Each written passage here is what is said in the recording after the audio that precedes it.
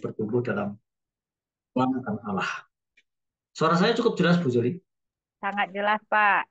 Oke, eh, selamat siang sekali lagi. Kita bersyukur boleh belajar kitab Hakim-Hakim. Ya, tentunya sudah dibaca secara keseluruhan oleh ibu-ibu sekalian, ya, para wanita ini. Dan sekarang kita akan lihat secara garis besar dan hal-hal yang merupakan inti dari kitab Hakim-Hakim. Kitab Hakim-Hakim ini cukup menarik untuk diperhatikan karena kitab Hakim-Hakim ini menandai aliran dari kepemimpinan Yosua kepada hakim-hakim yang berfungsi sebagai panglima, penerus dari panglima perang maksud saya, penerus dari Yosua. Dan mereka tidak hanya berfungsi sebagai panglima perang, tetapi juga berfungsi sebagai hakim-hakim. Dan jumlahnya kalau tidak salah ada 13 orang di hakim-hakim ini. Mari kita mulai saja ke bagian yang pertama, yaitu statistik dari kitab Hakim-Hakim. Ya, secara statistik kita tahu bahwa kitab Hakim-Hakim terdiri dari 21 pasal, 618 ayat, dan 8.976 kata. Penulisnya tidak diketahui. Jadi siapa sebenarnya penulisnya? Ya, tidak diketahui. Nah, temanya agak menarik karena temanya di sini secara negatif itu ada istilah kemurtatan dan pembebasan.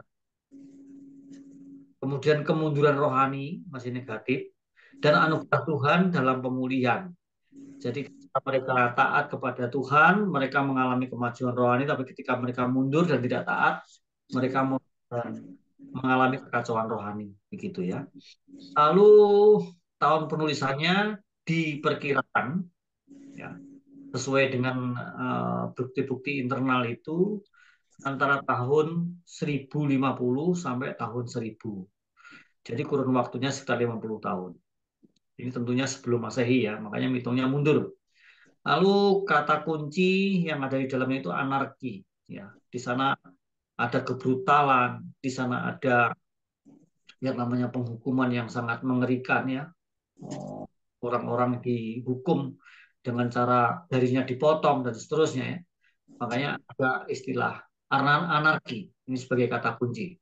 Lalu tempat penulisan dari kitab Hakim-Hakim itu seputar Kanaan, Moab, dan Filistin. Ingat pada waktu kita membaca kitab Yosua, itu tempat penulisannya ada di seputar Kanaan saja. Tapi ini sudah mulai meluas, mencakup Moab, kalau sekarang ya Yordan itu berarti ya, Yordania. Lalu ditambah dengan Filistin. Filistin orang-orang yang hidup sebagai suku-suku yang ada di daerah Kanaan. Itu ada salah satunya adalah Filistin. Ya. Kemudian Kristus di dalam Alkitab, maksudnya di kitab Hakim-Hakim, dia adalah hakim dan pemberi hukum kita. Ya, saya kira ini nggak saya jelaskan dulu. Sekarang latar belakangnya, kitab Hakim-Hakim menjadi mata rantai utama ya, di antara zaman Yosua dengan zaman raja-raja Israel. Jadi ingat ini raja-raja belum ada ya. Hakim-Hakim ini merupakan masa transisinya antara Yosua yang merupakan seorang yang diberikan otoritas ilahi seperti halnya Musa itu kita bisa menyebut sebagai pemerintahan teokrasi. Tetapi kemudian kitab Hakim-Hakim ini menjadi peralihan karena setelah Hakim-Hakim mereka minta seorang raja dan nanti raja pertamanya adalah Saul ya. Nah, periode para hakim mulai dari sekitar tahun 1375 sampai 1050. Ini periodenya. Nah, ketika Israel masih merupakan perserikatan suku-suku. Jadi kita perhatikan bahwa Israel masih merupakan perserikatan suku-suku dari 12 suku Israel. Nah, ingat penulisannya antara tahun 1050 sampai 1000 itu penulisannya, tetapi kejadiannya, peristiwa-peristiwa yang kemudian ditulis itu tahun 1375 sampai 1050. Oke. Lalu kitab ini memperoleh namanya dari berbagai tokoh yang secara berkala dibangkitkannya ya oleh Allah untuk memimpin dan membebaskan orang Israel setelah mereka mundur dan ditindas oleh bangsa-bangsa tetangga. Ini mungkin agak sedikit ganjil ya. Kenapa Israel, bangsa pilihan Allah itu diizinkan untuk ditindas oleh bangsa-bangsa yang lebih jahat dan tidak mengenal Allah. Dalam rangka mendisiplinkan mereka bahwa kalau mereka tidak taat kepada Tuhan dan berada di hadapan Tuhan, maka Tuhan memakai bangsa-bangsa yang tidak beriman itu untuk menindas mereka. Nah, ini hasil latar belakang. Yang berikutnya, para hakim berjumlah 13 dalam kitab ini datang dari berbagai suku dan berfungsi sebagai panglima perang dan pemimpin masyarakat. Ya, banyak yang pengaruhnya terbatas pada sukunya sendiri. Sedangkan beberapa orang pemimpin seluruh bangsa Israel ini Samuel yang pada umumnya dipandang sebagai hakim terakhir dan nabi yang pertama tidak termasuk dalam kitab ini, ya, penulisan tentang kisahnya Samuel, tetapi Samuel dipandang sebagai hakim terakhir sekaligus seorang nabi, begitu. Seorang nabi yang terakhir di kisah hakim-hakim ini. Nah, penulis kitab ini tidak jelas. Kitab ini sendiri menunjukkan kerangka waktu berikut mengenai saat penulisan, ya. Kalau kita perhatikan bahwa kitab hakim-hakim ini kerangka waktunya itu ada beberapa, ya, latar belakang, ya. Ya, tentunya penulisan terjadi setelah tabut perjanjian dipindahkan dari Silo pada masa Eli dan Samuel. Kemudian penulis yang sering menyebut masa hakim-hakim sebagai zaman itu tidak ada raja. Ya memang belum ada raja, adanya hakim, gitu ya. Kemudian kalau kita telusuri ayat-ayatnya cukup banyak di situ, tapi supaya kita mengerti satu bukti bahwa penulisannya memang terjadi setelah tabut perjanjian dipindahkan dari Silo pada masa Eli dan Samuel. Ini dipindahkan kemana? Nantinya dipindahkan ke Yerusalem, gitu ya. Coba kita baca Hakim-Hakim 18 ayat 31. Mohon salah seorang dari para wanita ini untuk membacakan Hakim 18 ayat 31.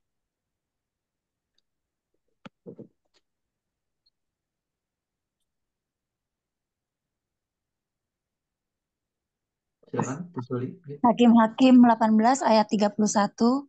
Ya. Demikianlah mereka menempatkan bagi mereka sendiri patung pahatan yang telah dibuat Mika itu. Dan patung itu ada di sana selama rumah Allah ada di Silo. Amin. Ya. Jadi selama rumah Allah ada di Silo, belum dipindahkan ke Yerusalem, mereka seringkali membuat patung pahatan untuk disembah. Jadi ini penyembahan berhala. Ya. Pada masa Eli itu seperti itu. Ya, Imam Eli itu benar-benar memimpin satu umat yang sangat rentan dan sangat mudah sekali melupakan Allah lalu mencari Allahnya sendiri, gitu ya. Bisa dibandingkan juga dengan 1 Samuel 4 ayat 3 sampai 11. Silakan.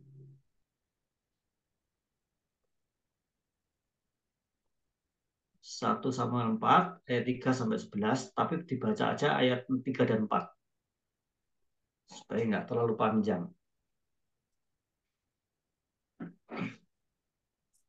1 Samuel 4 ayat 3 sampai 4.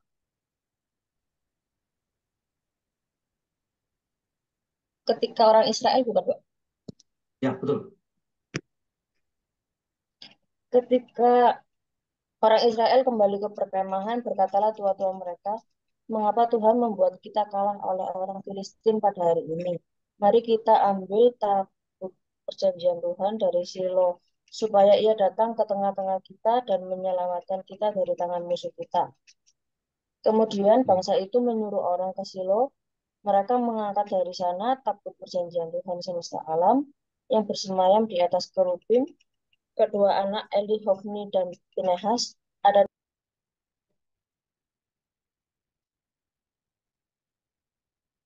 Suaranya hilang. Coba Oh, lagi. suaranya hilang. Maaf, maaf. Eh, Ketika orang Israel kembali ke perkemahan, berkatalah tua-tua mereka, mengapa Tuhan membuat kita kalah oleh orang Filistin pada hari ini? Mari kita ambil tabut perjanjian Tuhan dari Silo, supaya ia datang ke tengah-tengah kita dan menyelamatkan kita dari tangan musuh kita. Kemudian bangsa itu menyuruh orang ke Silo. Mereka mengangkat dari sana tabut perjanjian Tuhan semesta alam yang bersemayam di atas kerubim. Kedua anak Heli, Hofni, dan Pinehas ada di sana dekat tabut perjanjian Allah. Amin. Ya, ingat ya bahwa di Silo, di mana Imam Eli mempunyai anak-anak yang amoral itu, mereka itu mengalami kekalahan pada waktu merebut kota-kota di wilayah Kanaan. Ya, sehingga mereka akhirnya gagal untuk memusnahkan atau membersihkan Kanaan dari para penyembah berhala. Malah yang terjadi mereka itu seringkali terpengaruh oleh suku-suku setempat yang mereka duduki itu, dan mereka menyembah berhala. Dan rupanya mereka punya ide supaya eh, tabut perjanjian ini dipindahkan dari Silo supaya Tuhan hadir di tengah-tengah kita. Sebab Tuhan itu, ya, kalau namanya berhala itu selalu dianggap kejijikan atau dianggap kenajisan di hadapan Tuhan. Terus sebabnya mereka punya ide untuk memindahkan tabut perjanjian. Ingat bahwa tabut perjanjian adalah lambang dari kehadiran Tuhan di tengah-tengah umat Israel. Itu. Lalu yang kedua adalah penulis yang sering menyebut masa hakim-hakim sebagai zaman itu tidak ada raja. Terdapat di Hakim-hakim 17 ayat 6, pasal 18 ayat 1, pasal 19 ayat 1, pasal 21 ayat 25, memberi kesan bahwa kerajaan Israel sudah berdiri ketika kitab ini ditulis. Ya. Jadi mereka berpikir kita tidak punya raja, kita nggak mempunyai pemimpin. Gitu. Ingat bahwa pemimpin tadinya kan sentralistik ke Musa, kemudian ke Yosua kan. Lalu mereka berikutnya itu setelah ada munculnya para pemimpin yang bersifat suku sentris ya atau sukuisme ini, mereka mengatakan merasa perlu ya, merasa perlu adanya seorang raja. Itu yang penting untuk dicatat ya. Penulis yang sering menyebut masa hakim-hakim sebagai zaman itu tidak ada raja. Ini terdapat di Hakim 17 tadi ya. 19, 18, 19 dan 21. Lalu yang ketiga, Yerusalem belum direbut maksud saya. Yerusalem belum direbut dari suku Yebus. Mari kita lihat di Hakim-hakim 1 ayat 21. Ini sebagai bukti internal dari kondisi itu. Silakan dibacakan. Hakim-hakim 1 ayat 21. Hakim-hakim 1 ayat 21. Namun orang Yebus penduduk Yerusalem tidak dihalau oleh Bani Benyamin, sehingga orang Yebus itu masih tinggal di Yerusalem bersama Bani Benyamin sampai hari ini. Amin. Nah, sampai hari ini disebutkan sampai hari ini maksudnya sampai penulisan kitab Hakim-hakim ini selesai. Itu yang dimaksud sampai hari ini. Jadi suku Benyamin berdampingan dengan suku Yebus. Itu ada di Yerusalem. Padahal Yerusalem itu akhirnya menjadi pusat ritual dan juga sekaligus pusat pemerintahan.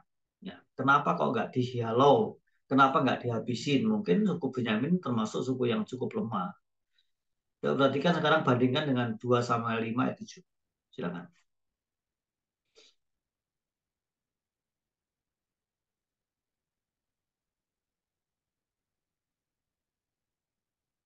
2 Samuel 5 ayat 7. 2 Samuel 5 ayat 7. Tetapi Daud merebut kubu pertahanan Sion, yaitu kota Daud sekarang. Ya, kota Daud sekarang ini kalau secara modern itu sekarang namanya sudah berubah dari Tel Aviv ya. Begitu. Nah, di situ kenapa dibandingkan? Karena Daud itu mempunyai ketegasan untuk merebut Yerusalem, begitu. Sementara suku Benyamin tidak mempunyai ketegasan, sehingga mereka hidup berdampingan dengan para penyembah berhala. Ini cukup membahayakan. Nah, nanti kita akan temukan bahwa mereka ternyata mempunyai potensi untuk sinkritisme. Sinkritisme itu tidak membuang yang lama, tapi menerima yang baru. Gitu. Yang lama itu ya penyembahan berhala oleh suku-suku Kanaan, sedangkan yang baru itu adalah pendidikan moral, iman dan moral serta etika menurut Taurat. Itu mestinya begitu ya.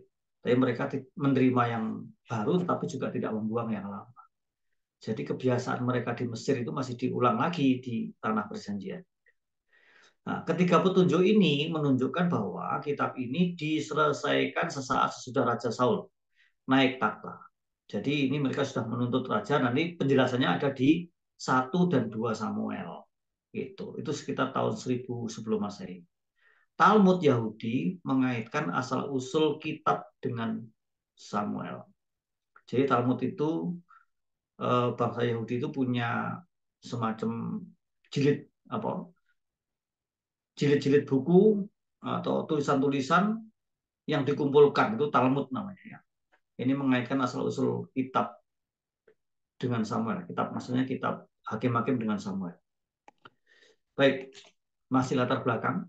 Yang pasti ialah kitab ini mencatat dan menilai masa para hakim dari segi perjanjian. Misalnya Hakim-Hakim 2 ayat 1 sampai 5. Dan Musa sudah menubuatkan bahwa penindasan oleh bangsa-bangsa asing akan menimpa bangsa Israel sebagai salah satu kutukan Allah jikalau mereka menyimpang dari perjanjian. Nah, ini sebaiknya kita baca ya, supaya perjanjiannya apa sih? Mari kita lihat di Ulangan 28 ayat 25, ayat 33 lompat sampai ayat 48. Silakan.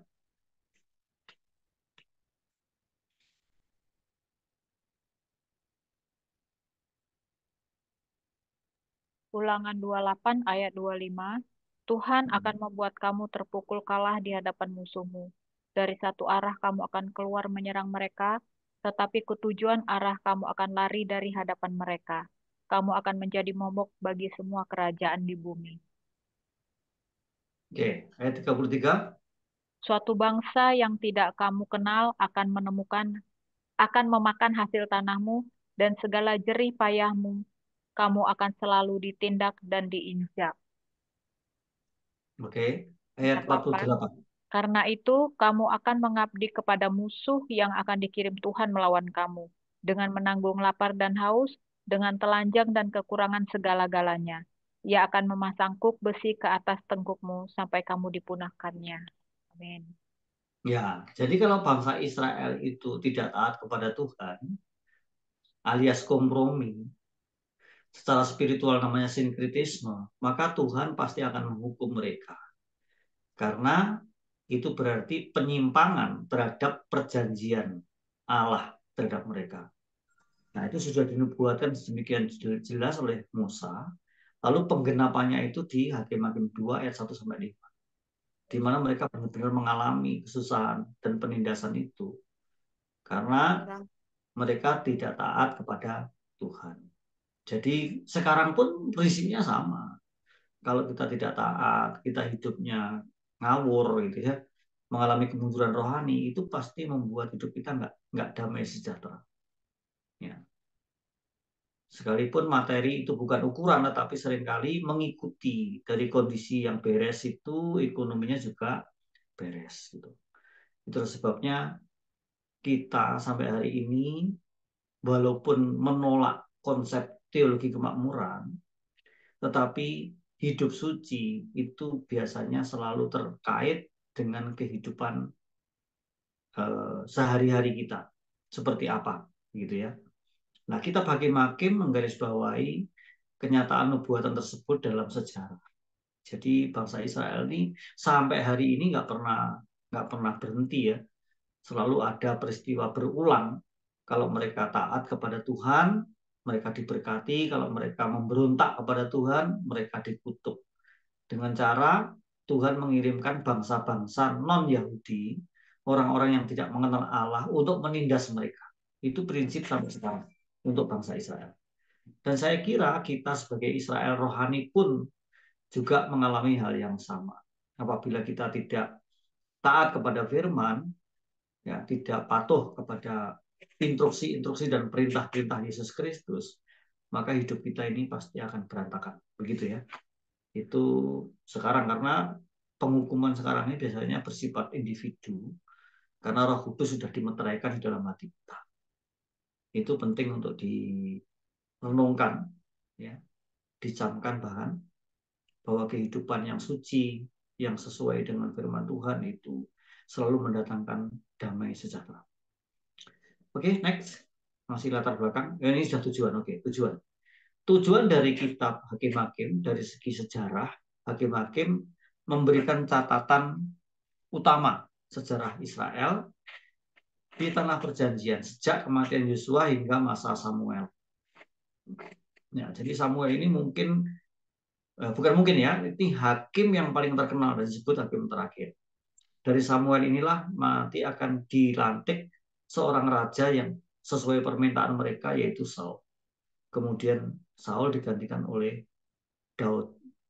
Dua raja ini diurapi oleh Samuel. Nah, dari segi teologi, nah ini penting nih, ini prinsip ini nggak berubah dari sampai sekarang ya.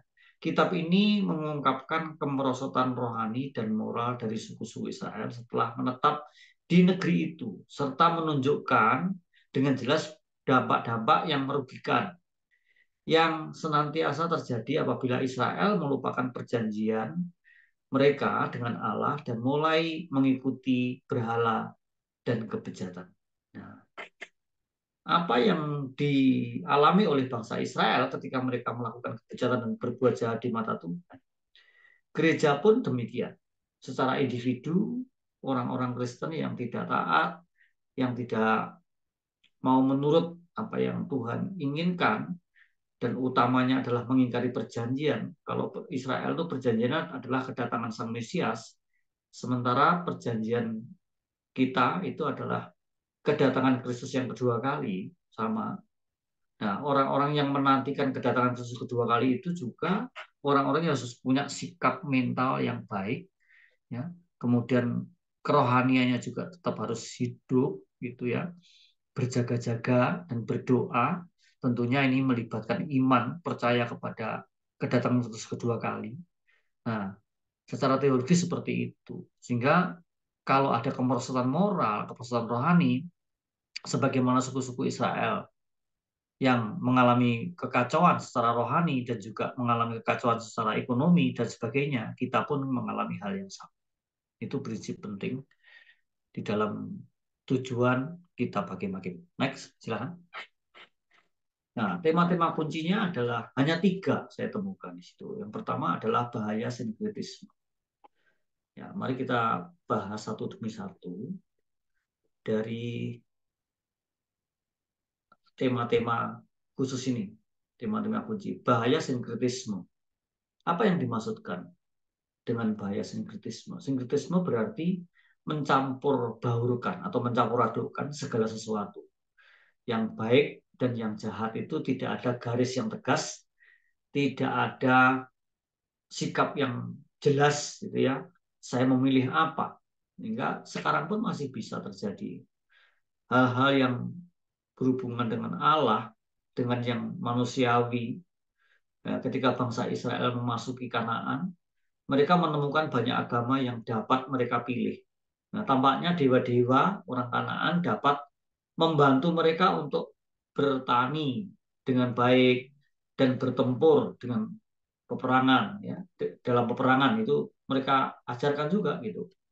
Lalu tata ibadah mereka sungguh-sungguh melanggar kesusilaan. Ya. Orang Kanaan tetap tinggal di situ dan bekerja pada orang Israel. Ini bahayanya kalau Tuhan perintahkan tidak kita laksanakan secara tuntas dan benar, akibatnya menimbulkan kesulitan. Ya.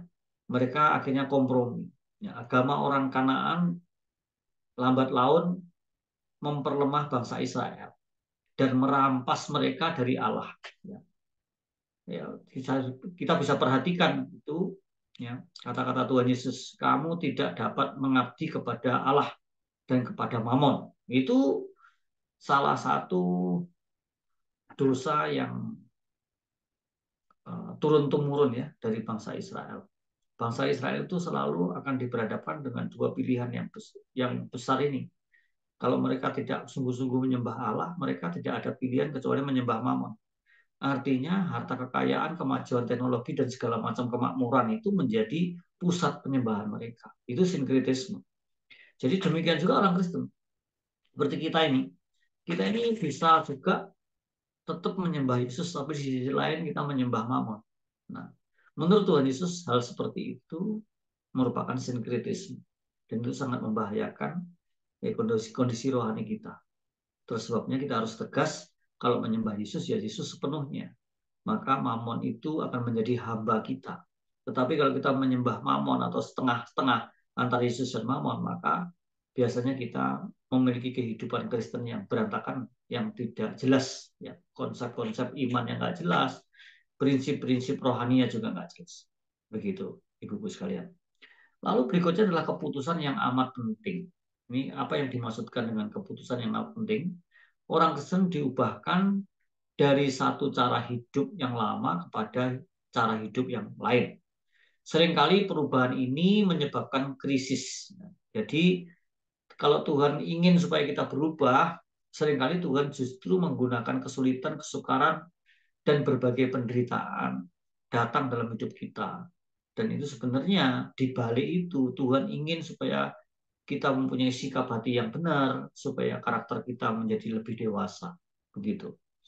Nah, kalau kita perhatikan, kita tahu bahwa setelah diubahkan, tidak ada jalan untuk berbalik.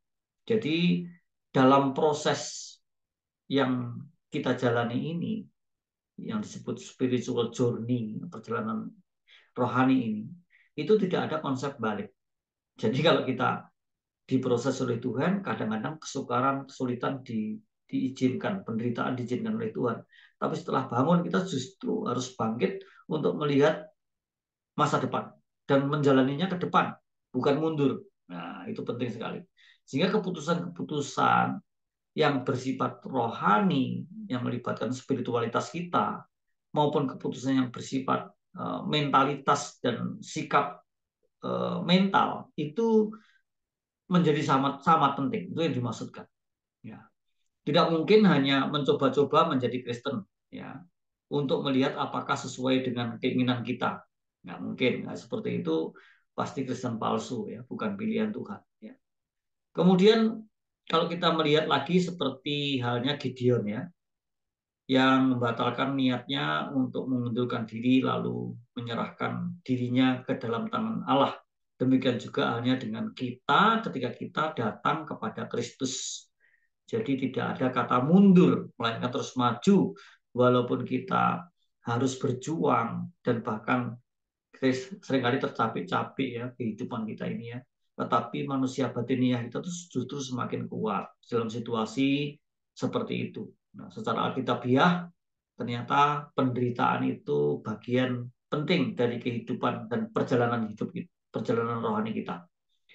Makanya kitab Filipi mengatakan, Paulus, kita ini dipanggil bukan hanya untuk percaya, tetapi juga menderita bagi dia. Jadi penderitaan itu bagian yang nggak terpisahkan dalam rangka membentuk karakter dewasa dalam Kristus. Itu saya kira, ya. Ada seorang hakim perempuan, ya, bernama Ruth, ya, yang tinggal bersama ibu mertuanya, ya. Dan Rahab itu juga memutuskan untuk memberikan perlindungan kepada mata-mata Yosua. Ini salah satu hakim yang disebutkan, ya. Nah, keputusan penting apa ya saja yang dapat Anda pikirkan bagi orang yang menjadi Kristen dewasa ini? Keputusan apa? Yaitu keputusan untuk tetap tegak lurus kepada firman Allah. Ya, makanya salah satu refleksinya yaitu menjadi pembaca Alkitab secara sistematis dan teratur. Ya, supaya dengan demikian kita mengerti alur pemikiran Tuhan yang dituangkan dalam Alkitab itu, dalam firman Tuhan. Lalu yang terakhir itu tema kuncinya adalah pertobatan. Nah, di sini pertobatan merupakan satu-satunya syarat bagi pembebasan bangsa Israel. Jadi mereka bisa dibebaskan dari penindasan, dibebaskan dari segala macam kehidupan yang kacau secara rohani maupun kehidupan yang kacau secara sosial dan ekonomi, itu adalah bertobat. Ya. Tetapi apakah sebenarnya pertobatan? Gunakanlah ya konkordansi kalau perlu ya. Sekarang mudah sih bisa menggunakan AI yang ChatGPT itu. ChatGPT itu kalau diketik misalnya apa yang dimaksud dengan pertobatan, nanti akan muncul pertobatan itu pengertiannya apa, gitu loh. Nah, kita bisa menggunakan konkordansi itu di zaman dulu, tapi kalau sekarang cukup dengan AI aja ya. Luar biasa. Karena sekarang ini sarana pembelajaran sudah sangat melimpah, jadi kita begitu mudah untuk memahami banyak hal ya. Khususnya prinsip pertobatan, prinsip doa, prinsip penyesalan, prinsip kasih, pengampunan itu ada di dalamnya. Ya. Kalau kita baca begitu banyak ayat-ayat yang mencakup prinsip pertobatan. Menurut saya harus disimpulkan bahwa pertobatan itu ada dua macam. Bertobat dari kehidupan lama kepada kehidupan baru. Ya, akhirnya orang itu harus menerima Yesus sebagai Tuhan dan Juru Selamat, itu terjadi hanya sekali. Tapi pertobatan dari perbuatan dosa dan karakter dosa yang terus-menerus menghantui kita ini tiap hari ini, kita juga harus tiap hari bertobat. Terus sebabnya kenapa orang tertentu selalu ada ruang untuk minta ampun kepada Tuhan. Dia selalu diberikan ruang untuk mengaku dosa. Di muka, di depan Yesus Tuhan. Itu kan berbicara tentang pertobatan, bahwa kita tuh di mata Tuhan tidak ada yang bisa disembunyikan. Sehingga kalau kita punya dosa yang kita pikir bisa disembunyikan, tidak di hadapan Tuhan. Dan prinsip pertobatan ini harus terus-menerus karena faktanya kita ini adalah orang-orang berdosa. Ya, secara faktual kita ini orang-orang berdosa. Ya, secara de facto kita ini orang-orang berdosa. Begitu.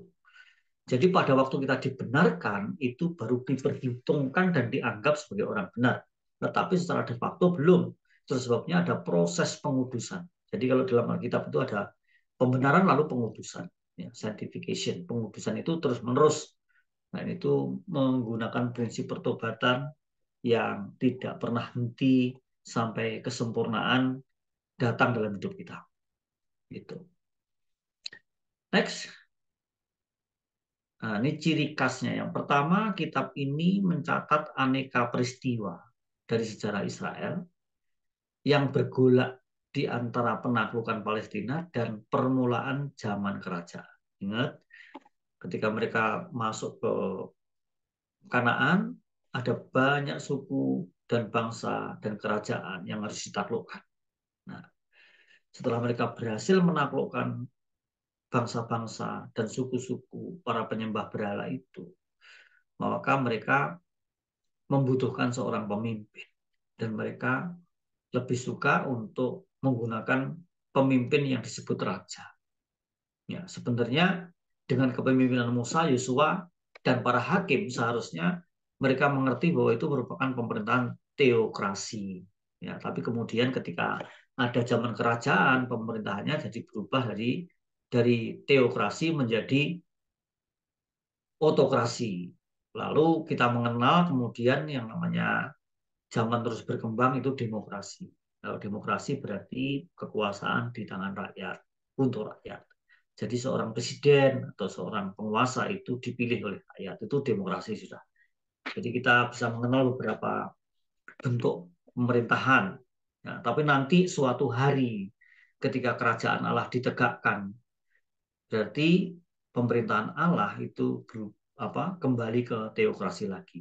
Yang kedua, kitab ini menggarisbawahi 3 kebenaran sederhana namun mendalam. Apa yang dimaksudkan dengan 3 kebenaran sederhana dan mendalam itu? Ternyata setelah saya telusuri itu ada 3. Yang pertama adalah menjadi umat Allah berarti bahwa Allah harus menjadi raja dan Tuhan bagi umatnya.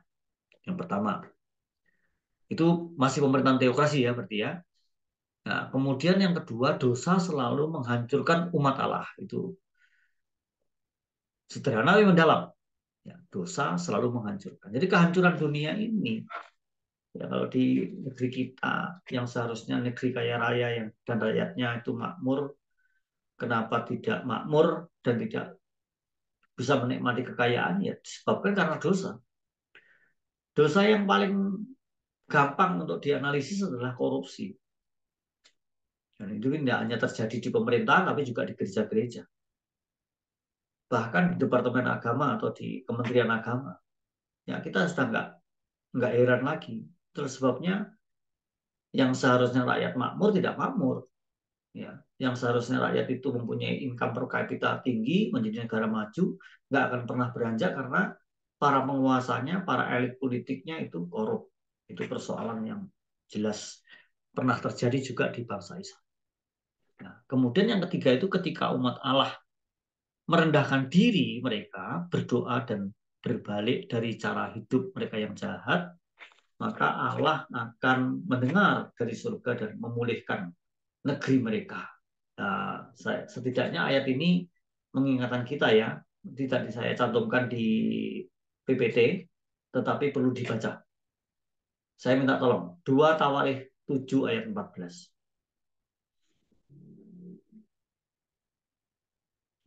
2 Tawarikh 7 ayat 14.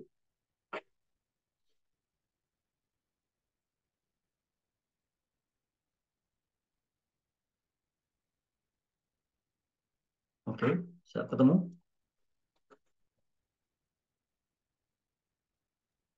Dua Tawarikh 7 Ayat 14. ayat 14. Dan umatku yang atasnya nama aku disebut merendahkan diri, berdoa dan mencari wajahku, selalu berbalik dari jalan-jalannya yang jahat, maka aku akan mendengar dari surga dan mengampuni dosa mereka, serta memulihkan negeri mereka. Amin. Amin. Ini luar biasa. Ayat ini sungguh menginspirasi. Saya masih ingat tahun 2003.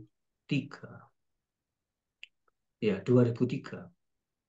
Itu saya masih ada di Bogor itu. Sering terlibat di dalam doa nasional atau disebut NPC itu. National Prayer Conference. Ayat ini menjadi ayat yang dikutip terus-menerus karena disinyalir bangsa Indonesia di tahun itu nggak beres karena banyak dosa yang disembunyikan, banyak dosa yang dilakukan oleh para penguasa dan para elit politik begitu ya. Dan rupanya sampai sekarang ayat ini tetap relevan karena kalau kita perhatikan akhir-akhir ini mungkin yang bisa diunggulkan hanya infrastruktur sama bansos itu ya. Tetapi semua hal yang pernah diraih itu di pemerintahan yang kita sedang jalani ini, yang hampir berakhir ini, kita melihat ada kerusakan-kerusakan di bidang hukum, di bidang demokrasi, politik, ya, dan juga di bidang etika dan moral. Dan saya kira ini suatu kemunduran rohani yang luar biasa di negeri kita. Tentu ayat ini menjadi begitu relevan. Setiap orang yang berbuat apa yang benar menurut pandangannya sendiri, maka orang-orang itu harus menanggung akibatnya. Dan sekarang udah banyak tuh Tuhan betul-betul tangannya itu kuat dan menekan orang-orang. Orang yang kita anggap luar biasa baik dan mempunyai pencitraan yang luar biasa. Ternyata sekarang dikoreksi secara luar biasa. Bukan hanya oleh para intelektual gitu ya, tetapi juga oleh rakyat secara meluas dan oleh para rohaniwan juga. Ya, tidak kurang dan tidak lebih ya kehadiran Paus kemarin itu seperti mengkoreksi kondisi bangsa Indonesia yang elit-elitnya itu tidak lagi hidup sederhana, hidup mewah dan bahkan menghambur-hamburkan uang rakyat gitu ya untuk kesenangan mereka pribadi. Nah, saya kira ini juga pernah terjadi di bangsa Israel, ya, khususnya di zaman hakim-hakim ini. Ya. Baik, next. Ini masih bagian yang kedua. Ada 6 ya. Yang ketiga sekarang. Bagian yang ketiga. Nah, ini. Kok langsung keempat ya? Benarkah? Harusnya itu ketiga. Ya, sebentar. Kedua. Bagian ketiganya coba. Oh, ini bagian ketiga belum tak baca tadi ya. Kitab ini menekankan bahwa setiap kali Israel kehilangan identitas sebagai umat perjanjian mereka, dari umat perjanjian, mereka terjerumus ke dalam lingkaran kekacauan rohani. Nah, kata kuncinya ini nih, ada di Hakim-Hakim 17 ayat 6. Nah, ini sudah saya kutip, saya cuplik aja ini ya, kalimatnya. Setiap orang yang berbuat apa yang benar menurut pandangannya sendiri, akhirnya kerohanian dari bangsa Israel menjadi begitu kacau. Ini bisa disebut krisis kepemimpinan rohani, gitu ya. Sehingga setiap orang berbuat apa yang benar menurut pandangan mereka sendiri, bukan menurut Alkitab, bukan menurut Taurat, bukan menurut pemimpin rohani yang ditunjuk oleh Tuhan, tapi menurut pandangannya sendiri. Ingat bahwa di zaman hakim-hakim ini, masing-masing suku itu mempunyai penguasa gitu, dan itu bisa disebut hakim-hakim. Ya, dan hakim itu bisa saja pengaruhnya cuma di suku mereka, tapi tidak berpengaruh secara luas seperti yang terjadi atau seperti yang kita lihat di dalam diri Samuel. Itu problemnya. Sehingga orang punya potensi untuk berbuat apa yang benar menurut pandangannya sendiri. Itu perlu dicamkan. Kalau gereja-gereja semakin banyak perpecahan juga, maka ada banyak gereja yang sesat, dan sekarang sudah terjadi, ya kan? Baik pengajaran Alkitabnya menjadi begitu kacau balau karena banyak gereja-gereja yang mengizinkan orang-orang yang tidak punya panggilan untuk belajar firman Tuhan itu naik mimbar dan berkhotbah apa saja yang benar menurut pandangan mereka. Itu yang hancurnya pengajaran-pengajaran Kristen ketika mimbar-mimbar diserahkan kepada orang yang punya duit, ya, yang bisa mensponsori gereja yang berkhotbah. Bukan orang-orang yang menundukkan diri di bawah kebenaran firman, yang mengikuti pembelajaran panjang. Sekarang orang-orang yang berlatar belakang teologi belum tentu laku di gereja-gereja besar. Ya, justru yang laku itu orang-orang yang punya duit banyak, gitu. Sehingga benar-benar Mamon sudah menjadi orientasi dari kehidupan gereja, bukan Yesus. Makanya yang paling mirip dengan kondisi gereja-gereja sekarang itu gereja Laodikia. Nanti kalau kita lihat gereja Laodikia, merasa tidak kekurangan apa-apa, merasa kaya, merasa mempunyai kuasa dan seterusnya, tapi sebenarnya mereka hidupnya itu melarat, telanjang, miskin, ya, dan memalukan, sampai Tuhan menyarankan supaya kamu membeli pakaian daripadaku, supaya kamu membeli minyak daripadaku, ya, untuk mengolesi matamu, supaya kamu melihat rencana Allah, supaya kamu membeli pakaian yang putih bersih daripadaku, yaitu kain lenan, supaya kamu hidup suci, bukan ngawur seperti yang sekarang terjadi di antara banyak gereja-gereja lokal. Gitu. Oke, yang keempat. Nah, ini kitab ini menyatakan pola yang berulang. Ini bukan berulang ya, berulang kali dalam sejarah bangsa Israel. Apa yang dimaksudkan berulang kali di sini? Saya menemukan bahwa ternyata pola yang berulang terjadi dalam sejarah Israel itu, pertama, jika umat Allah tidak mempersembahkan seluruh hati mereka kepadanya, kepada Tuhan, dalam kasih yang dan taat dan kewaspadaan rohani yang tekun, hati mereka menjadi keras dan tidak peka terhadap Allah, mengarah kepada kemunduran dan akhirnya kemurtadan. Nah, ini juga bisa terjadi di zaman sekarang. Lalu bagian berikutnya itu yang dimasukkan menyatakan pola yang berulang adalah Allah panjang sabar, dan manakala umatnya berseru dalam pertobatan, maka Allah bermurah hati untuk memulihkan mereka dengan membangkitkan orang-orang yang diurapi dan dikuasai Roh Kudus untuk membebaskan mereka dari hukuman dosa yang mengerikan, begitu ya. Lalu yang ketiga yang masih nomor 4 ini, para pemimpin yang diurapi, yang dipakai Allah untuk membebaskan umatnya, seringkali menjadi rusak sendiri karena kekurangan yang mendasar dalam kerendahan hati, watak, atau kebenaran. Jangan lupa sekarang ada banyak hamba-hamba Tuhan yang kaliber nasional, bahkan internasional itu jatuh dalam dosa. Di Jawa Timur ini baru heboh ada 2 berita. Ada satu pendeta yang sudah mencapai gelar S3, tapi dosanya disembunyikan selama 20 tahun, itu KDRT terhadap istri dan anaknya, dan baru ketahuan karena istrinya sudah nggak tahan lagi, akhirnya melapor ke kepolisian. Ada juga percabulan yang luar biasa heboh di Jawa Timur ini, ya, seorang pendeta besar. Nah, itu ibu-ibu sekalian. Jadi jangan heran kalau orang yang punya kesempatan atau diberikan pengurapan oleh Tuhan itu tidak serta-merta mereka bisa mempunyai watak dan kepribadian yang baik atau karakter yang dewasa. Bisa jadi mereka tidak kuat, malah akhirnya jatuh. Sehingga mereka hanya dipakai oleh Tuhan, tetapi pribadinya ditolak oleh Tuhan. Dan itu terjadi di dalam zaman Perjanjian Baru. Oke, yang kelima, keenam siklus utama dalam kitab ini yang meliputi kemurtatan, penindasan, penderitaan, dan pembebasan bermula dengan cara yang sama. Orang Israel melakukan apa yang jahat di mata Tuhan. Tapi ketika mereka bertobat, maka Tuhan pulihkan. Jadi polanya itu terus seperti itu. Dan pola seperti itu ternyata juga terjadi di zaman Perjanjian Baru. Mari kita lihat Hakim-Hakim 2 ayat 11. Tolong dibacakan. Hakim 2 ayat 11. Lalu pasal 3 ayat 7. Hakim-Hakim 2 ayat 11. Lalu orang Israel melakukan apa yang jahat di mata Tuhan, dan mereka beribadah kepada Baal. Hakim-Hakim 3 ayat 7. Orang Israel melakukan apa yang jahat di mata Tuhan, mereka melupakan Tuhan Allah mereka, dan beribadah kepada para Baal dan para Asyera. Amin. Iya, cukup jelas kan? Bahwa orang Israel melakukan apa yang jahat di mata Tuhan. Apakah ini bisa terjadi di gereja? Bisa. Melakukan yang jahat di mata Tuhan.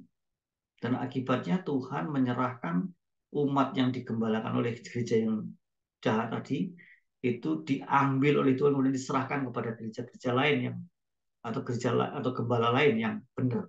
Itu bisa terjadi.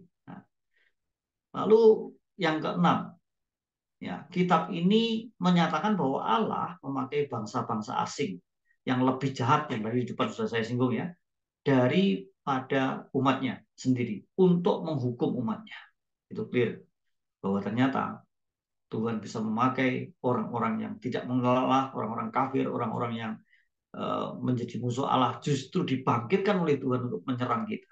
Bangsa Israel itu tidak pernah lupa yang namanya Tuhan membangkitkan Mesir, Tuhan membangkitkan Asyur, Tuhan membangkitkan Turki dan seterusnya untuk menghancurkan kehidupan mereka. Begitu, Ibu sekalian. Jadi sekali lagi bahwa ciri-ciri khas kita temukan ada 6 di sini, dan kita sudah menyebutkan satu demi satu untuk kita mengerti bahwa prinsip ini juga terjadi di zaman sekarang. Next. Tinggal beberapa slide saja. Ini garis besarnya kita temukan hanya 3 saja.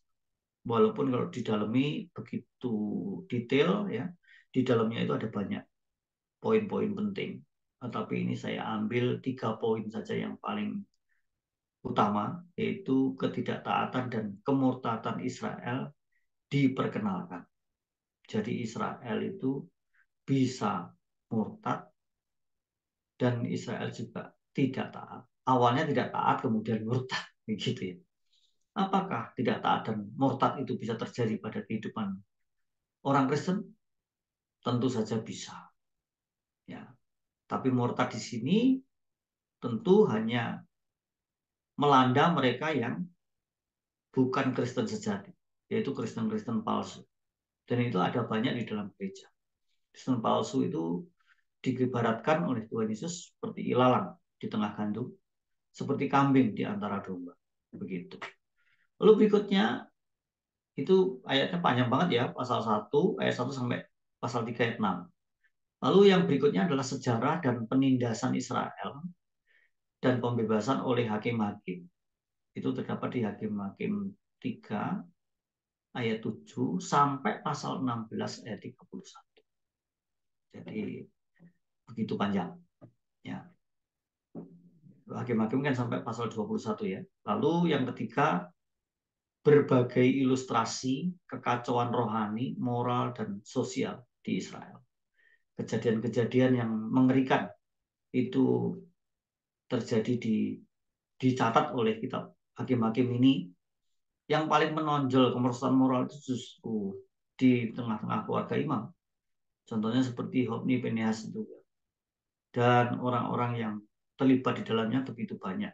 Tidak hanya kesalahan mereka berdua sebagai anak imam yang tidak taat kepada Tuhan, tetapi juga situasi kondisi bangsa Israel yang benar-benar moralnya itu merosot dan sosialnya juga hancur. Ada praktek korupsi di sana, ada praktek amoral di sana, percabulan dan sebagainya. Itu sangat mengerikan. Dan itu semua ditulis, dicatat sedemikian rinci dalam kitab Hakim-Hakim. Saya kira cukup untuk garis besar ini. Berikutnya ada 2 slide lagi masalahnya. Nah, ini penggenapan dalam perjanjian baru. Oh, ini kayaknya sudah terakhir. Sorry, terakhirnya. Baik. Ini harus diperhatikan baik-baik yang penggenapan dalam perjanjian baru. Kitab Hakim-Hakim menyatakan suatu prinsip ilahi yang abadi. Prinsip ilahi abadi itu seterusnya. Gitu. Ketika Allah memakai seseorang yang luar biasa dalam pelayanannya, Roh Tuhan turun ke atasnya. Apakah ini nanti juga sampai terjadi di kerajaan Allah yang akan datang? Ya, tetap Roh Kudus itu akan memimpin setiap umat yang dipakai oleh Tuhan, setiap hamba-hambanya yang dipakai oleh Tuhan, dan Tuhan melengkapi dengan kuasa Roh Kudus. Dan kalau orang itu mempunyai panggilan khusus, itu pengurapannya juga khusus, gitu ya. Seorang yang dipanggil untuk menjadi pengajar firman Tuhan diurapi sebagai seorang pengajar, sebagai guru. Jawatannya adalah pengajar, gitu ya. Kemudian sebagai gembala juga diurapi sebagai seorang gembala oleh Roh Kudus, oleh Roh yang sama. Sebagai pemberita Injil juga diurapi dengan khusus oleh Tuhan dengan pengurapan yang sama. Jadi kalau kita bisa melihat di situ Hakim-Hakim 3 ayat 10, kita bisa bandingkan dengan nanti yang terakhir aja yaitu pasal 15 ayat 14. Hakim-Hakim 3 ayat 10. Mungkin perlu kita bacain.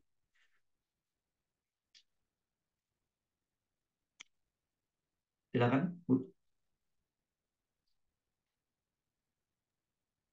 Hakim-Hakim 3 ayat 10. Roh Tuhan menghinggapi dia dan ia menjadi hakim atas orang Israel. Ia maju berperang, lalu Tuhan menyerahkan Husyam, Risya-Taim, Raja Aram ke dalam tangannya, sehingga ia mengalahkan Husyam, Risya-Taim. Amin.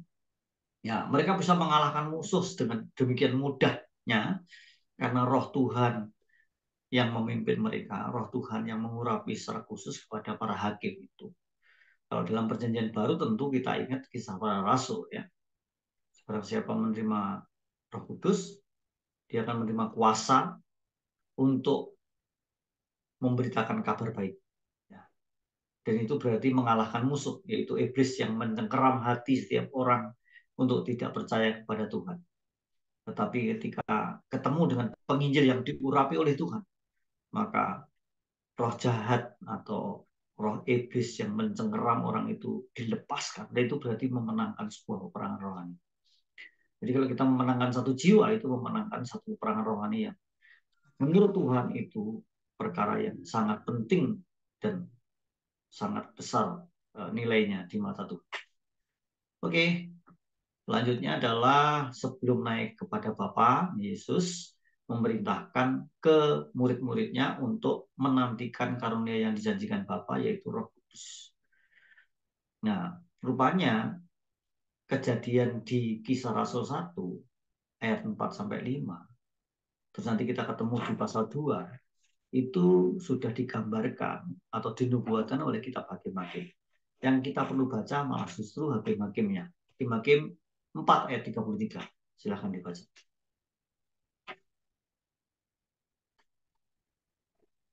Hakim-Hakim 4 ayat 33.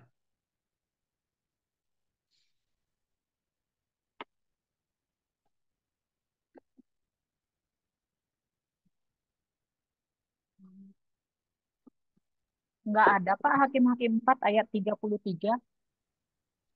Oh, ini ada yang salah ketik. Sebentar. Nah,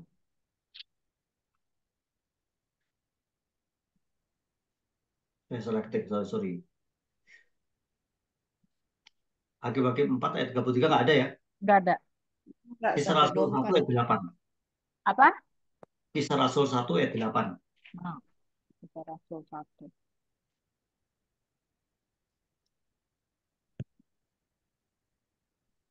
Kisah Rasul 1 ayat 8. Tetapi kamu akan menerima kuasa bila mana Roh Kudus turun ke atas kamu, dan kamu akan menjadi saksi-saksiku di Yerusalem, di seluruh Yudea dan Samaria, dan sampai ke ujung bumi. Amin. Oke. Oh iya, itu ada kesalahan ketik yang dimasukkan mungkin ayat 23. Tapi nggak apa-apa. Tapi intinya ini ya, sebelum naik kepada Bapa, Yesus memerintahkan ke murid-muridnya untuk menantikan karunia yang dijanjikan Bapa, yaitu Roh Kudus. Jadi janji Roh Kudus ini sudah digambarkan di dalam kitab Hakim-Hakim. Ya, ya, ini saya temukan di sini.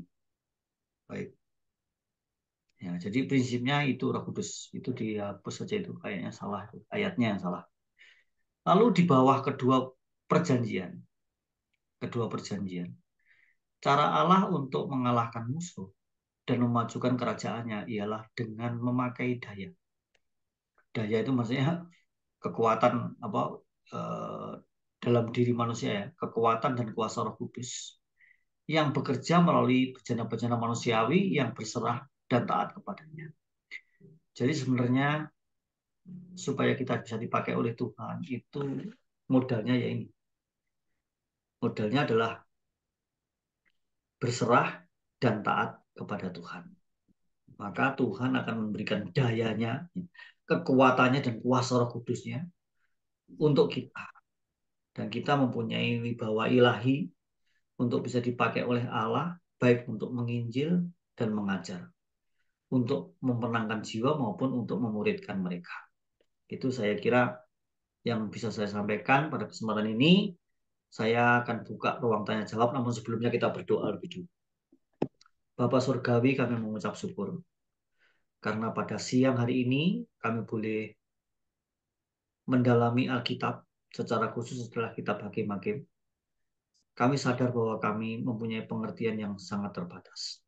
Tetapi Roh-Mu yang kudus akan memberikan pengertian kepada kami lebih dalam lagi dan lebih detail lagi, supaya kami semakin tertarik untuk mempelajari sejarah bangsa Israel, sekaligus tertarik untuk melihat sejarah gereja. Karena Israel dan gereja dua-duanya mempunyai kesaksian Mesias, kesaksian Yesus Kristus. Dan suatu hari nanti, baik iman Israel, iman Yahudi, itu akan dipersatukan dengan iman orang-orang Kristen di seluruh dunia. Oleh karenanya, supaya kami mengerti sejarah Israel dengan baik, kami tidak hanya melihat berita-berita tentang Israel dan Timur Tengah pada umumnya, tetapi kami juga melihat berita Alkitab tentang kehidupan mereka, dan bahkan mengetahui latar belakang mereka, mengetahui siapakah bangsa pilihan itu, dan kami juga mengaminkan bahwa kami adalah orang-orang yang dipilih oleh Tuhan sebagai gereja dan sebagai Israel rohani. Kami mengucap syukur karena apa yang terjadi, peristiwa yang diizinkan oleh Tuhan terjadi dalam bangsa Israel, juga Tuhan izinkan di dalam gereja-gereja Tuhan di masa kini.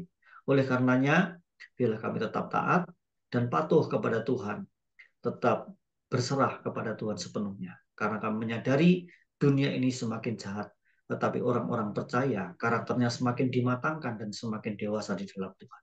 Berkati para wanita pembaca Alkitab ini agar semakin semangat, semakin melihat mutiara-mutiara dari pembacaan Alkitab ini.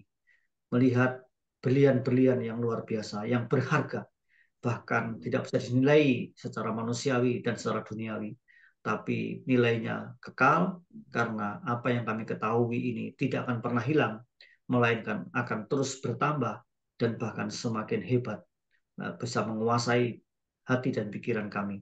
Ketika kami nanti masuk dalam kerajaan Allah yang Tuhan janjikan, kami semakin mengenal Tuhan dan bertatap muka secara real kepada Tuhan, dan akhirnya menjadi umat yang sangat bersyukur karena anugerah-Mu tak terhingga nilainya. Terpuji nama-Mu, dalam nama Tuhan Yesus kami berdoa. Amin. Tuhan. Oke, silakan. Amin. Baik, siapa yang Dibuka mau bertanya? Boleh. jawab. Luar biasa ya Pak ya, apa hakim-hakim ini sebenarnya ya waktu Oh kita iya, baca ya. setiap kitab luar biasa. Dan ketahuan yang namanya kami mutilasi manusia itu ya kami baru baca di hakim-hakim ini. Yang potongan Ya, manusia yang akhirnya ya, dipotong-potong itu menjadi berapa sih? Lupa ya. saya. Kan ada tuh Itu di sini. brutal, Brutal brutal dan sekali ya. anarkis. Berarti pas di Ya, masa hakim-hakim ini Pak ya, ya, kebrutalannya orang Israel ya. ya, betul sekali. Itu karena ke krisis pemimpin ya Pak ya. Karena kan sebelumnya mereka bilangnya kayak Musa, Yosua itu pemimpin. Terus di Betul. hakim-hakim ini tidak ada pemimpin gitu ya. Ada sih Ya. kalau nggak salah kan, tapi jadi kacau beliau gitu loh. Yang tadinya kan pemimpin yang sentralistik, ya Hmm. kan? Musa, Yosua. Lalu di hakim-hakim ini mulai namanya pemimpin kolektif. Nah, itu Hmm. problemnya. Di kelemahannya pemimpin kolektif ya begini, tidak sentralistik itu. Artinya ya terbagi. Nah, kemudian orang kan masing-masing punya kepalanya, Ya. punya kepala, punya pemahaman yang bisa berbeda satu sama lain. Itu yang menyebabkan perpecahan-perpecahan, yang menyebabkan akhirnya masing-masing pemimpin kolektif tadi itu mempunyai pengaruh lingkup pengaruhnya, dan itu yang bahaya. Itu bahaya sekali.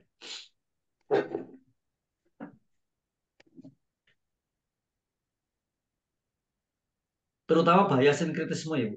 Iya. Berhala tadi ya Pak ya. Berhala. Betul. Sebenarnya gimana sih Pak? Maksudnya begini ya.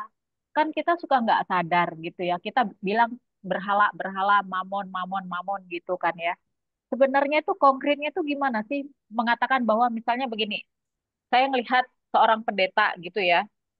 Gitu kan. Hmm. Wah, dia tuh berhala. Padahal dia sebenarnya misalnya di mimbar pun mengatakan berhala gitu. Lalu saya menghakimi dia berhala. Padahal sesungguhnya misalnya enggak gitu loh. Nah, contoh kan kita juga dalam kehidupan sehari-hari nih ya. Kadang kan begitu, misalnya sudah apa ada hal-hal yang memang harus kita lakukan sehingga misalnya ada hal yang sifatnya rohani memang kita tunda. Apakah seperti itu yang berhala atau gimana ini? Berhala yang Nah, kalau sebenar-benar, di zaman sekarang itu berhala itu sebenarnya berupa harta kekayaan. Jadi kita bisa menyebutnya dengan istilah mamon. Mamon modern itu sebetulnya kan harta kekayaan yang orientasinya itu kepada 4 hal. Individualisme, mementingkan diri, ya, termasuk egoisme. Kemudian yang kedua materialisme. Kemudian yang ketiga itu konsumerisme. Kemudian yang keempat itu hedonisme.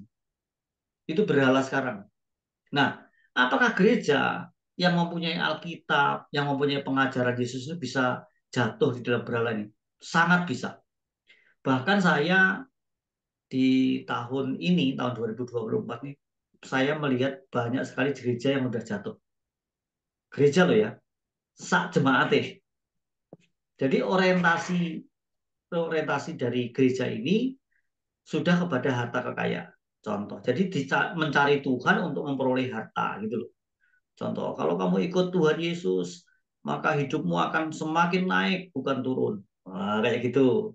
Dan ini naik itu dalam tanda kutip adalah eh, ke pencapaian ekonomi ya, gitu. Kemudian kita tidak menjadi ekor tapi menjadi kepala, gitu gitu. Itu artinya orang menjadi number one, orang yang terbaik, orang yang lebih dari rata-rata, nomor satu. Itu sudah salah arah ini sudah. Apa seperti itu ajaran Kristus? Tidak. Yang namanya menjadi Kristen itu harus menyangkal diri, pikul salib, itu nggak laku ajaran kayak gitu. Tapi yang laku adalah Kalau kamu ikut Yesus maka hidupmu akan semakin naik, akan semakin makmur, akan semakin sehat, semakin kaya gitu. Itu banyak sekali gereja yang sudah kayak gitu. Dan apakah kita tidak tahu perbedaannya? Jelas tahu. Lagi bagaimana kita yang sadar? Kita yang Kristen sejati. Ya kita hindari.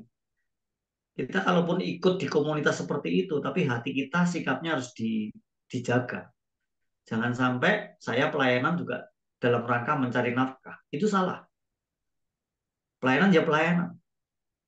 Kayak kita melayani itu adalah anugerah dan sebenarnya kita nggak mungkin bisa membalas kasihnya Tuhan yang luar biasa. Itu prinsipnya seperti itu.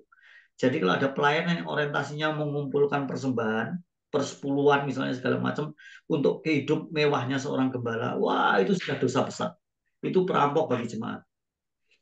Sementara jemaatnya dipaksa dan diwajibkan untuk persepuluhan, sementara gembalanya hidup mewah dengan mobil-mobil mewahnya, kemudian anaknya sekolah di luar negeri, sementara anak-anak jemaatnya begitu sengsara, mereka tetap harus bayar persepuluhan. Apakah seperti ini yang diajarkan oleh Yesus? Sama sekali tidak. Dan yang seperti itu banyak nggak? Banyak sekali yang sudah seperti itu.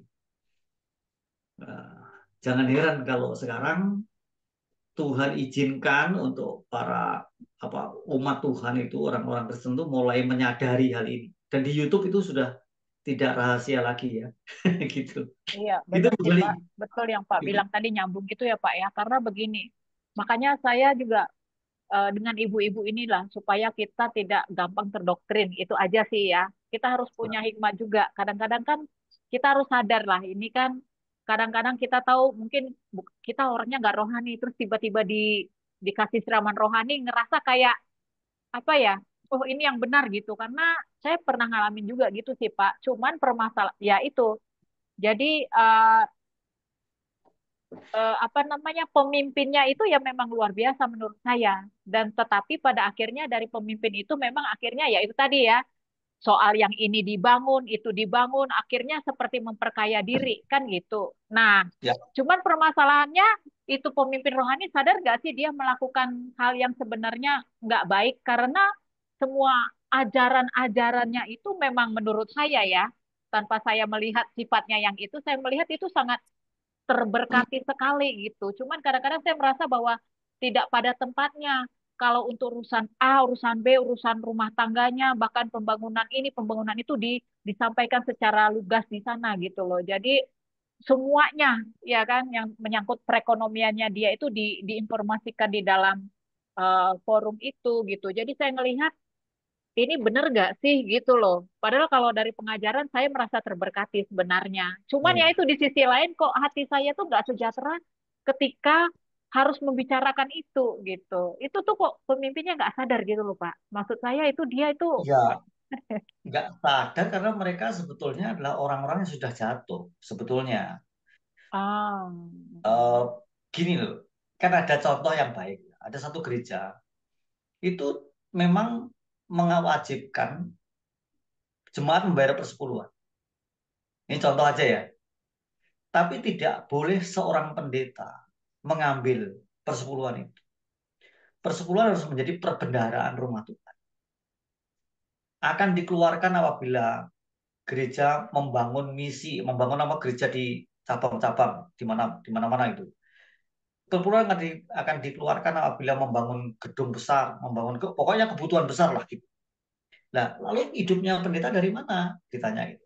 Hidupnya pendeta dari kolekte, dari persembahan jemaat yang itu harus diatur secara menurut standar akuntansi, kemudian mereka digaji. Nah, ini gereja yang benar nih.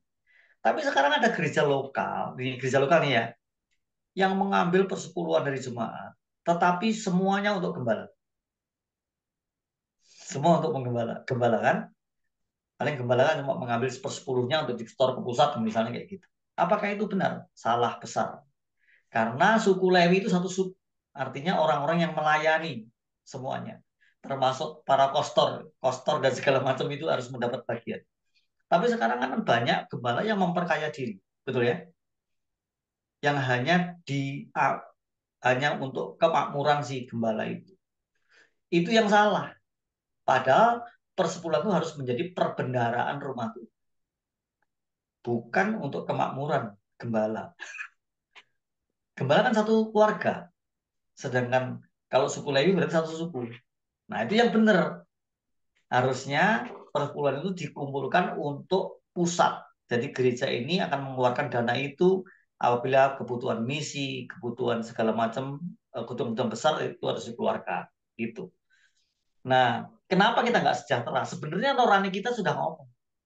Dan bahkan tidak hanya nurani, Roh Kudus sudah berbicara. Cuma kita tidak cukup keberanian untuk menegur gembala itu. Itu masalahnya. Karena pengajarannya bagus kok, bener kok. Pengajarannya bagus, membuat kita bertumbuh. Lah untuk menghadapi yang seperti ini, Yesus mempunyai saran. Dengarkan ajarannya, jangan tiru pola hidupnya. Gitu. Gitu. Iya, karena seperti yang Pak bilang tadi tuh loh kasus apa tadi di Jawa Timur yang 20 tahun seorang pendeta yang diurapi ternyata di dalam rumah ADRT. tangganya KDRT. Nah, saya tuh kadang-kadang bingung gitu loh, Pak. Sebenarnya Roh Kudus itu yang benar-benar Roh Kudus itu bekerja hanya pada saat seseorang itu memang sudah masuk hadirat Tuhan.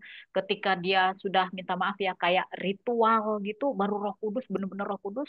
Atau sebenarnya itu satu paket yang terpisah gitu loh. Pada saat kita memang melakukan pujian, penyembahan dan masuk ke hadirat Tuhan, betul-betul ada Roh Kudus di sana. Tapi nyatanya dia tidak selaras, tidak sinkron dengan perlakuannya kan ketika dia melakukan KDART itu kan artinya memang itu bukan Roh Kudus tapi roh halus atau roh jahat kan. Jadi kadang-kadang saya tuh apa ya mikir sebenarnya orang-orang pendeta-pendeta yang jatuh itu dia eh, mengerti Roh Kudus, tapi dia punya Roh Kudus nggak ya? Atau Roh Kudus itu jangan-jangan kerjanya terpisah gitu ya? Atau gimana gitu loh? Contohnya kan Oh itu yang enggak, 20 tahun itu tuh lihat itu KDART. enggak. Jadi gini, Roh Kudus itu bekerja. Ada contoh dalam Alkitab.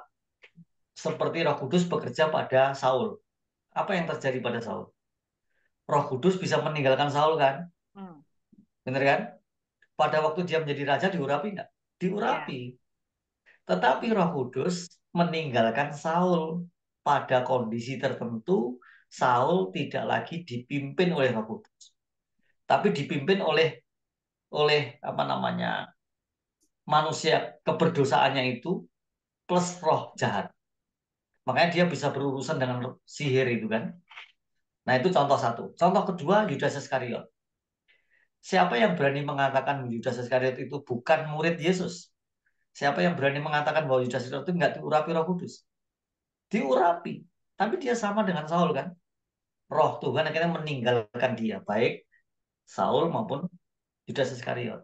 Nah, lalu bagaimana kita membedakan antara Kristen sejati sama Kristen palsu?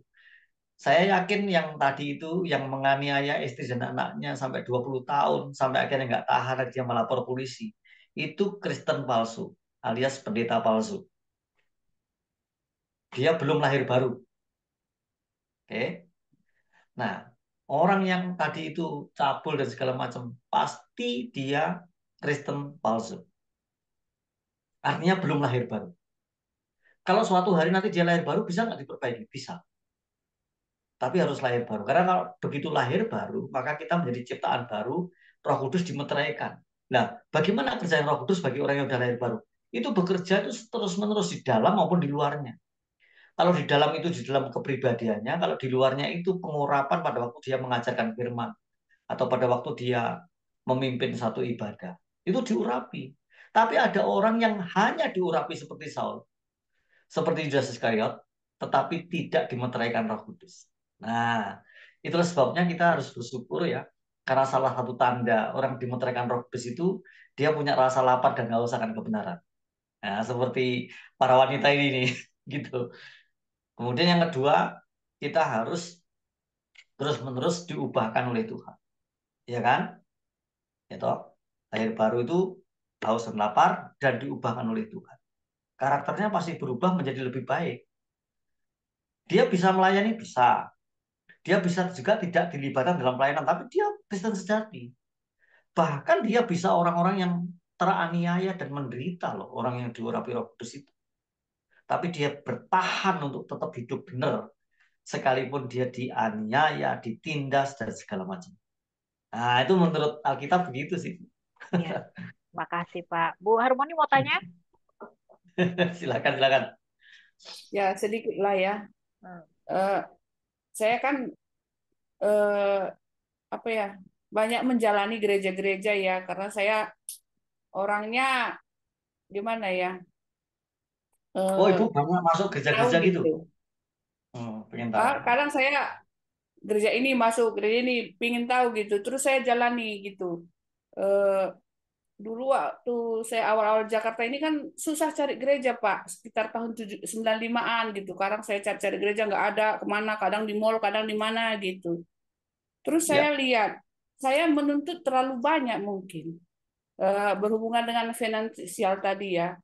Saya lihat kadang-kadang di dalam suatu gereja itu penuh dengan perhitungan Pak gitu. Mhm. Jadi menyikapi yang kayak gitu, kita ini sebagai umat gitu yang kita yakin dengan ajarannya gitu yang disampaikan kayak mana gitu Pak. Menurut saya kalau penuh dengan perhitungan kayaknya nggak ada kasih gitu Pak. Kadang-kadang itu yang merusak apa kita terhadap suatu firman yang disampaikan. Kayak mana sikap kita kita? Saya nggak berusaha merubah orang itu. Sikap kita gimana gitu loh Pak, maksud saya. Oke, oke. Perhitungan di situ maksudnya apa? Konkretnya apa, Bu? Ya konteksnya apa ya? Konkretnya, Pokoknya konkretnya.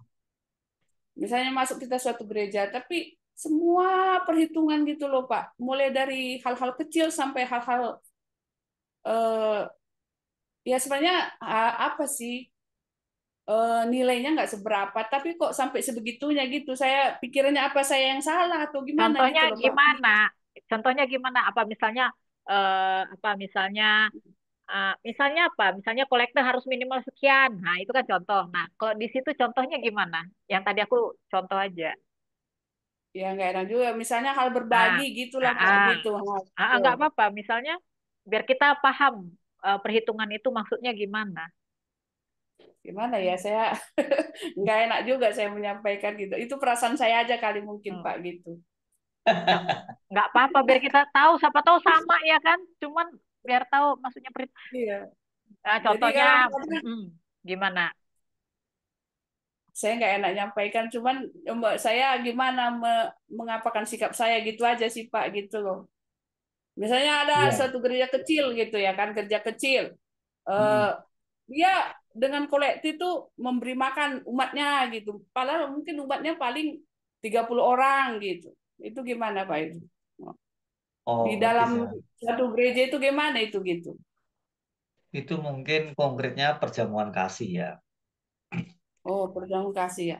Ya, sebenarnya gereja itu mempunyai 4 pilar yang Mm, seharusnya menjadi perhatian semua ya. Di dalam mm, 4 pilar ini memang harus diperhitungkan masing-masing kebutuhan dari 4 pilar itu. Contoh, kebutuhan misi itu marturia. Lalu mm, koinonia juga ada kebutuhan kan, karena gereja harus beroperasional. Misalnya contohnya untuk ibadah itu ada sound, ada apa eh, multimedia, ada segala macam, itu harus diperhitungkan semua. Jadi marturia itu untuk mm, penginjilan ya Bu, misi penginjilan. Lalu untuk koinonia itu persekutuan. Lalu untuk diakonia. Nah, diakonia itu melayani orang-orang yang sudah tidak produktif, tapi mereka masih hidup dan itu harus menjadi perhatian gereja.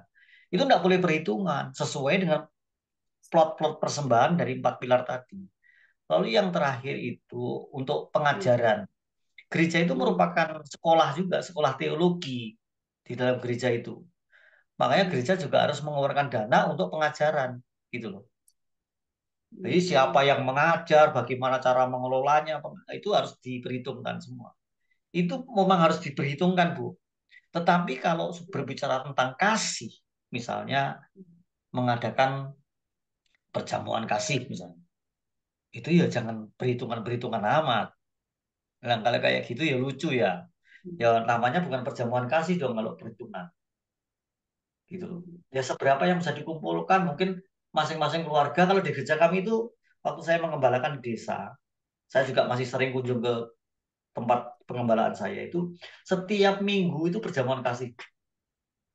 Setiap minggu. Karena jemaatnya cuma sekitar 50-an sekian.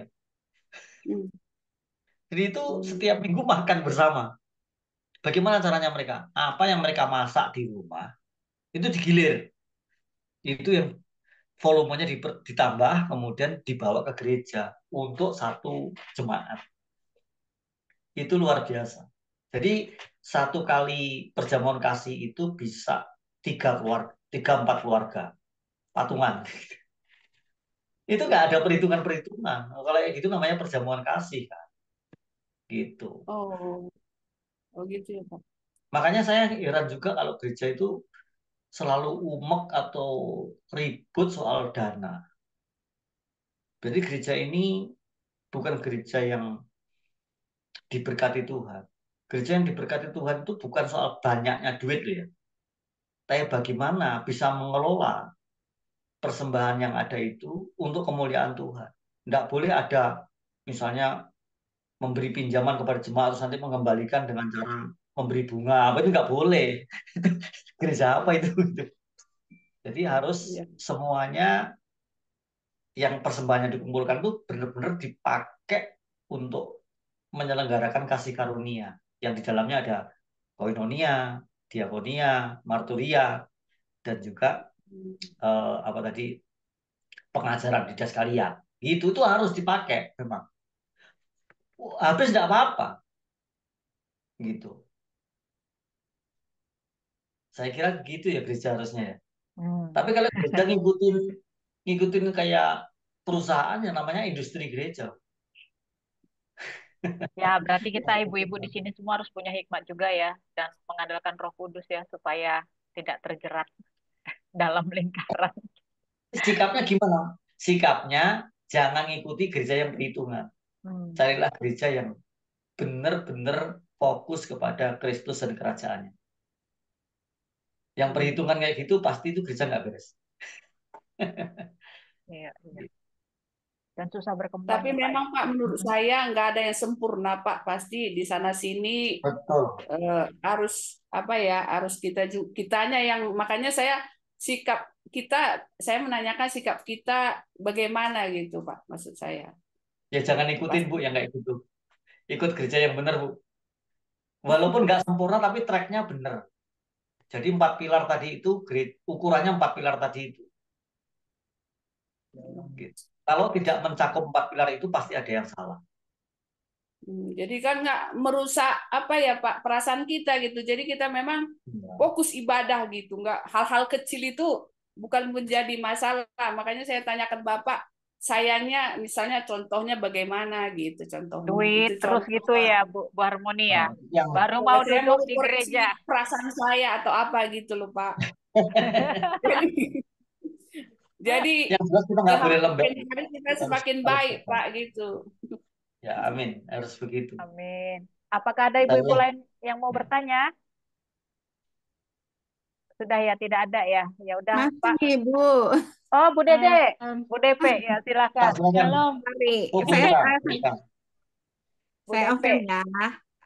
Tadi saya ngelihat ada yang disebut dengan apa tadi Pak? Sinkritisme. Itu sinkritisme. Ini sebenarnya kan tadi Pak Tim juga sebutin bahwa itu tuh adalah perpaduan ya, benar ya? Perpaduan antara sebenarnya kebenaran dengan tidak kebenaran, atau dengan kata lain memadukan sesuatu hal yang sebenarnya sudah harus ditinggalkan tapi masih dipakai gitu. Nah itu tadi saya agak sedikit bingung juga kenapa sih harus diizinkan seperti itu kan istilahnya di bangsa Israel itu harusnya sudah dibabat habis kan. Apakah kejadian seperti itu karena dia membiarkan atau terjadi pembiaran sehingga akhirnya terjadi percampuran? Nah kalau misalnya kita lihat korelasinya yang sekarang ini juga itu tuh sepertinya mungkin ada ya, tapi mungkin istilahnya agak sedikit terselubung, gitu bukan sih Pak? Iya, sinkritisme itu intinya gini, menerima yang baru, katakanlah Kristen gitu ya, dengan konsep-konsepnya yang jelas, terutama konsep penyembahan ya. Tapi juga tidak meninggalkan yang lama, kebiasaan dia. Contoh, kalau saya orang Jawa, saya masih mengikuti adat Jawa. walaupun saya Kristen. Ada jawabannya apa?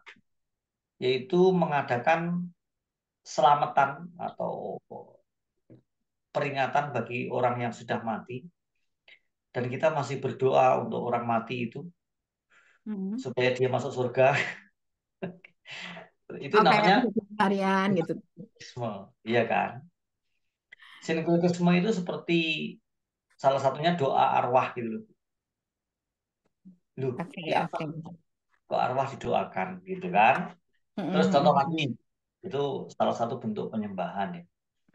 Kemudian yang paling menyolok itu, sinkretisme itu, dunia ini mengajarkan kita apa? Kita harus tahu tuh, dunia ini tentang penyembahan mengajarkan kita apa? Kita menyembah supaya memperoleh. Betul? Saya menyembah supaya hidupku diberkati. Kelihatannya harus benar ya. Saya menyembah Tuhan, saya Ya, mengikut Kristus supaya hidupku diberkati. Menurut Alkitab benar apa salah? bukan begitu harusnya. Harusnya nggak begitu kan? Saya Tapi menyembah kenyataannya begitu. Tuhan, ya. Saya menyembah Tuhan oleh karena saya sudah diselamatkan. Oleh karena saya sudah diberikan kasih karunia. Saya sudah seharusnya menyembah Dia dan melayani Dia. Bukan untuk membalas kasihnya, karena nggak akan terbalas. Sebagai ucapan syukur kepada Tuhan. Itu yang benar kan? Tetapi ada orang yang datang ke gereja, menyembah Tuhan, ikut Yesus, tetapi supaya hidupku diberkati, supaya anak cucuku tidak kekurangan, bla bla bla bla bla. Itu namanya penyembahan berhala. Nah, itu yang sekarang nggak begitu jelas tuh perbedaannya itu. Nah itu. Apa salahnya kalau saya datang ke gereja supaya diberkati? Nggak salah, gitu. Tapi kamu nggak bisa membedakan antara motivasi yang benar dan motivasi yang salah.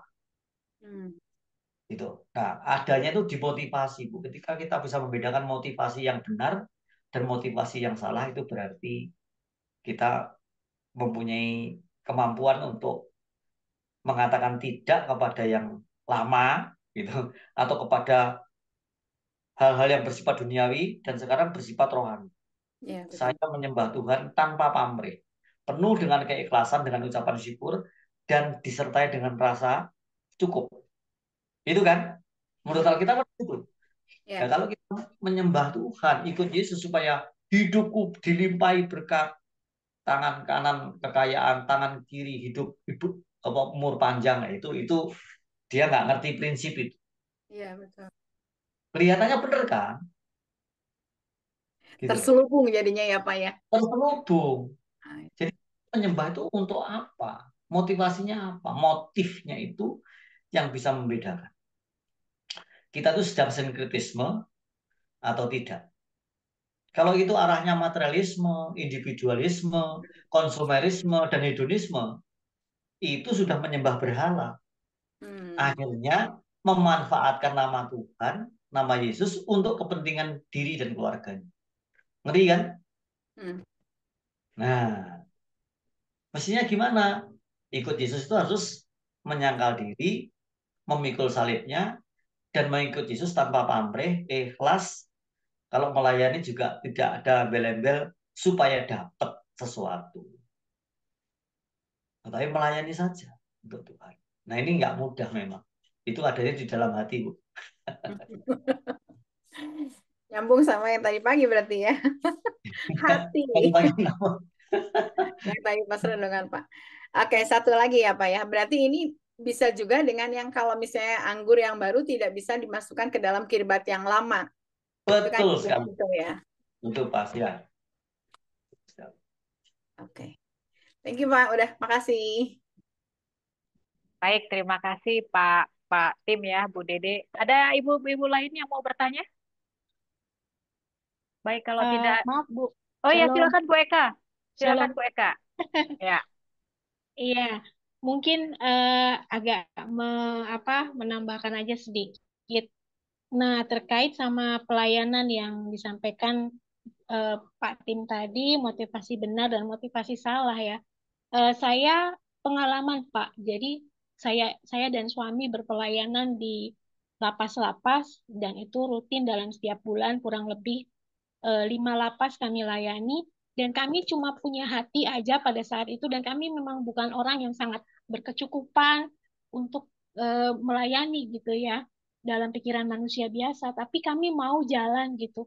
Itu tuh luar biasa loh Pak. Maksudnya ada saja berkat-berkat Tuhan yang kami nggak duga-duga. Nah itulah eh, apa bukti dari Tuhan itu hidup. Sampai sekarang saya sungguh amazing gitu ya, bahwa wah luar biasa sekali. Tadinya saya pikir saya nggak bisa gitu ya, tapi ternyata saya bisa berjalan. Dan ini Tuhan juga tahu bagaimana motivasi kita pada saat kita berada pada relnya Tuhan, disitulah tangan Tuhan bekerja. Itu aja. Terima Amin. kasih. Amin. Mantap Bu Amin. Luar Eka ya. biasa. Amin. Ya. Memang seharusnya begitu, Bu. Jadi kalau kita melayani Tuhan itu harus tanpa pamrih. Kalau melayani harus penuh dengan keikhlasan. Kalau kemudian dalam perjalanan pelayanan kita itu kemudian kita mendapat berkat yang tak terduga-duga, yaitu memang bonus dari Tuhan, gitu. Dan Tuhan itu berkenan gitu atas pelayanan. Amin. Tapi kalau direkayasa, di skenario supaya kita diberkati kan beda Ya, urusannya. ya, Gitu. ya. Ya. Puji Tuhan itu Terima luar kasih biasa, Pak Bu. Tim, Bu Joli. Iya. Tuhan memberkati. Baik, terima Amin. kasih ya Ibu-ibu ya. Rasanya sudah tidak ada lagi yang mau bertanya. Pendalaman Alkitab kita ini kita tutup. Silakan Pak Tim, tutup doa untuk kami semua. Baik, mari ibu-ibu sekalian kita berdoa.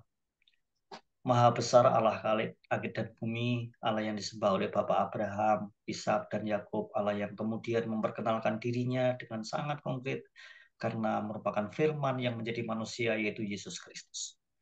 Dan firman itu adalah firman yang hidup, Yesus Kristus, dan juga firman yang tertulis di dalam Alkitab. Kami mengucap syukur karena melalui pembelajaran firman Tuhan, kami semakin bertumbuh di dalam pengenalan pribadi dengan Tuhan. Dan kami percaya pengenalan itu akan membawa dampak yang sangat penting dan sangat signifikan dalam hidup kami. Supaya hidup kami semakin serupa dengan Kristus, dengan cara berpikir seperti Kristus, berperilaku seperti Kristus. Supaya orang-orang yang mengitari kami, orang-orang yang di samping kami, keluarga kami, diberkati oleh Tuhan Yesus melalui hidup kami. Kami berdoa untuk gereja dimanapun kami bernaung. Setiap pribadi yang bernaung di gereja A, B, dan C, dan seterusnya, biarlah kami mendoakan mereka, memohon supaya Tuhan memberikan pimpinan konkret, memberikan pengurapan khusus kepada para gembala, supaya mereka tidak menyimpang ke arah yang salah, tetapi mereka boleh melaksanakan amanat agung seperti yang Tuhan amanatkan. Kami mengucap syukur untuk para pembaca Alkitab ini, para wanita yang diberkati oleh Tuhan. Kami berdoa supaya mereka semakin giat dan semakin haus dan lapar akan kebenaran. Supaya kepribadian masing-masing para wanita ini benar-benar kepribadian yang diubahkan oleh Tuhan. Yang karakternya diubahkan oleh Tuhan. Dan pengaruh kami semakin luas, kami semakin dipakai oleh Tuhan untuk memenangkan jiwa-jiwa baru dan juga untuk membina mereka yang Tuhan percayakan kepada kami untuk menjadi murid Kristus. Terima kasih, kami mohon ampun kepada Tuhan apabila arah kami seringkali menyimpang, apabila pikiran kami tidak sesuai dengan kehendak-Mu. Tetapi hari ini biarlah melalui firman Tuhan kami diingatkan bahayanya sinkretisme, bahayanya mencampur adukkan. Kami boleh fokus, tidak boleh kompromi. Fokus kepada Tuhan Yesus yang menjadi gembala kami dan oleh pimpinan Roh Kudus yang memimpin kami kepada seluruh kebenaran. Pada akhirnya kami boleh disempurnakan seperti Kristus sempurna, tidak bercacat dan tidak bercela. Suatu hari kami akan dinyatakan sebagai orang yang tidak bercacat, tidak bercela dan masuk dalam kerajaan surga kekal selama-lamanya. Terpuji namamu untuk pembelajaran pada siang hari ini, berkat-Mu atas kami semua. Demi Kristus Yesus Tuhan kami berdoa. Amin.